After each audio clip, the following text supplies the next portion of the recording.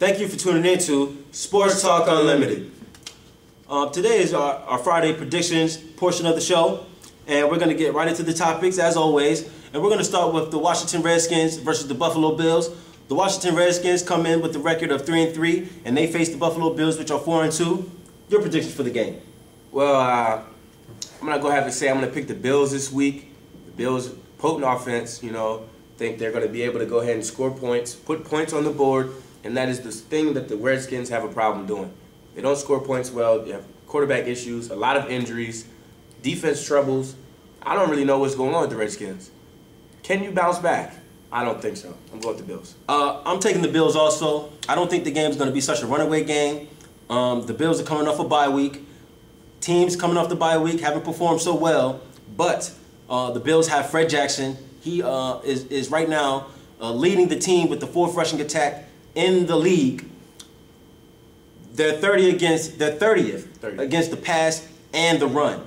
The thing that I feel the Redskins have to try to play on or take advantage of, because right now the Redskins have no answer for anything. The running game looks subpar. The passing game looks subpar. So hopefully, because the Buffalo Bills' statistical rank is so bad, hopefully that'll transition to the field. Roy Halu and Ryan Terrain, they're going to have to step up. John Beck, he played decent last week. Not good enough to get the win. Steve Johnson, for the Buffalo Bills, he had a bye week, chance to recover from that hamstring injury. He hasn't been full strength all year. I'm looking to have a big game for him. I got the Buffalo Bills winning. We're going to move over to another AFC East rival of the Bills, and we're going to stick with the Patriots versus the Pittsburgh Steelers. The Patriots come in the game 5-1.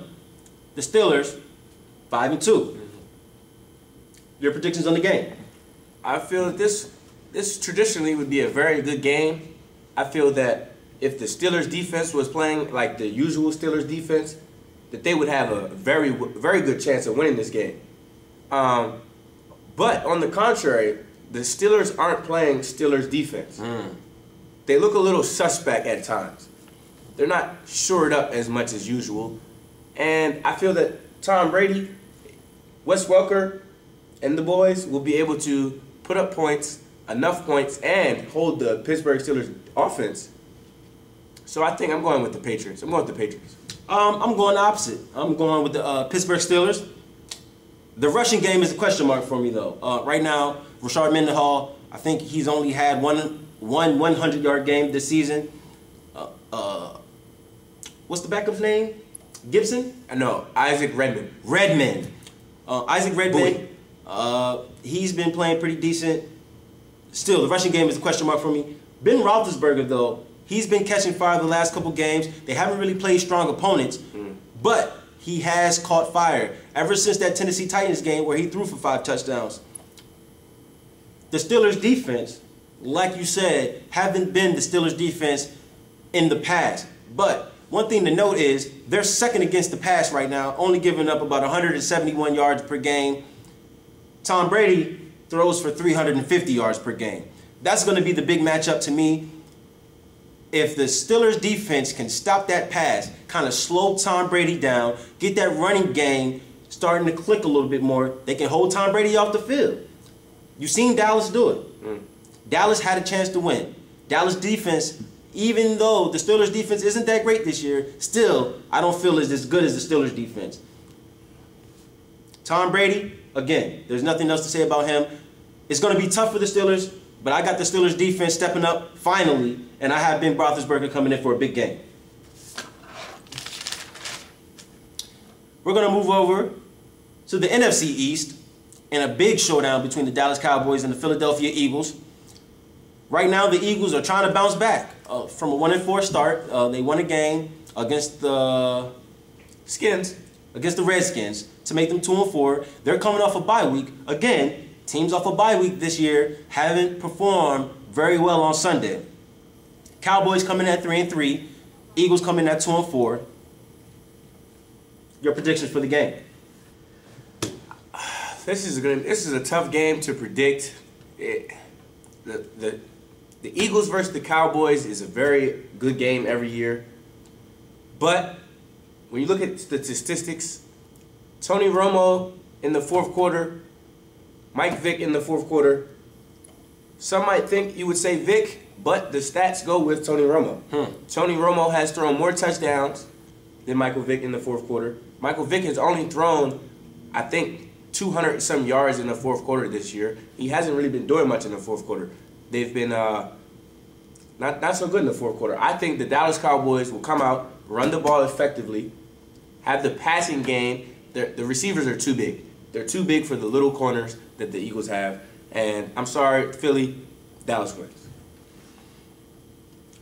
I'm really stuck in the bind in this game because the record doesn't reflect how good these teams are. Correct. Obviously. Correct. The Cowboys could easily be 6-0. Easily. The Eagles, on the other hand, should probably be 5-1, but they could easily be 6-0. Minus the turnovers, this Eagles team is a very, very good team. Obviously, Tony Romo and Michael Vick are the center points of this game. I'm going to take it to a different level. I'm going to take it to the running game of each team.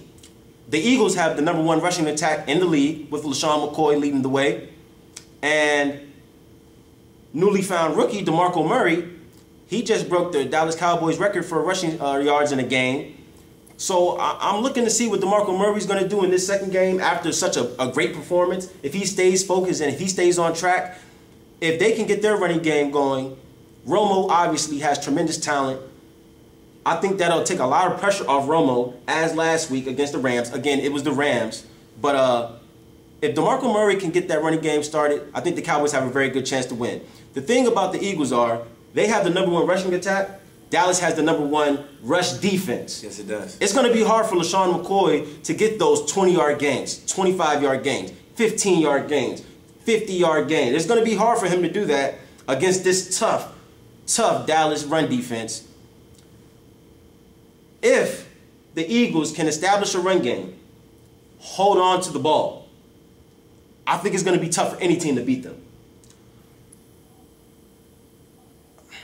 I want to go Cowboys. But I will say, if the Eagles have one turnover or less, the Eagles win this game. I hate to say it, Cowboys. One turnover or less for the Eagles win this game. Romo has to show up. He has to. We're going to move on to a game that you would really think is not really such a great game because of the records. You have the 2-5 Carolina Panthers versus the 1-6 Minnesota Vikings. But what they have is rookie star power. Christian Ponder coming in his second start. Cam Newton for starting all this year. Both played pretty well last week. Christian Ponder facing a very tough Green Bay Packers team, the defending champions of the National Football League. Your predictions on the game? I think this is going to be a very tough game for Cam Newton. He's been playing lights out all year. But the Vikings have a very good pass rush. Jared Allen is serious when he comes for the quarterback. He's mean. He is serious. If Carolina can stop Jared Allen from getting to Cam Newton, then I see this as somewhat of a blowaway game. Not so much a blowaway, but a decisive victory. But on the other hand, Christian Ponder can go ahead and do enough and give the ball to Adrian Peterson. And if he gets loose, this is going to be a tough game. This might go down to the wire. Who's better at the end? I agree. I think it's going to go down to the wire. And I think both teams are very similar. Cam Newton obviously having a little bit more playing experience this year. I think is going to be the difference in this game. Cam Newton leads his team with the 5th-ranked passing offense in the league. He's a rookie quarterback. Christian Ponder also has Adrian Peterson. He is leading the league. Well, excuse me, not leading the league. They have the 3rd rushing attack in the league. The thing about the Minnesota Vikings is they're 29th against the pass. Cam Newton, 5th ranked passing offense. If somehow the Minnesota Vikings can slow down that rushing attack and slow down Steve Smith, the Vikings have a good chance, especially if Adrian Peterson can have somewhat of a productive week as he did last week. Again, Cam Newton, Steve Smith, D'Angelo Williams, Jonathan Stewart. Greg Olsen, Jeremy Shockey. The weapons are unlimited right now, and people think that he doesn't have enough weapons. I think he has just enough. If that defense can get shored up and they can stop Adrian Peterson, I think it's a shoe-in for the Carolina Panthers. I'm honestly excited to see this game. I am as well. This is going to be a great game to watch. Football fans, watch it.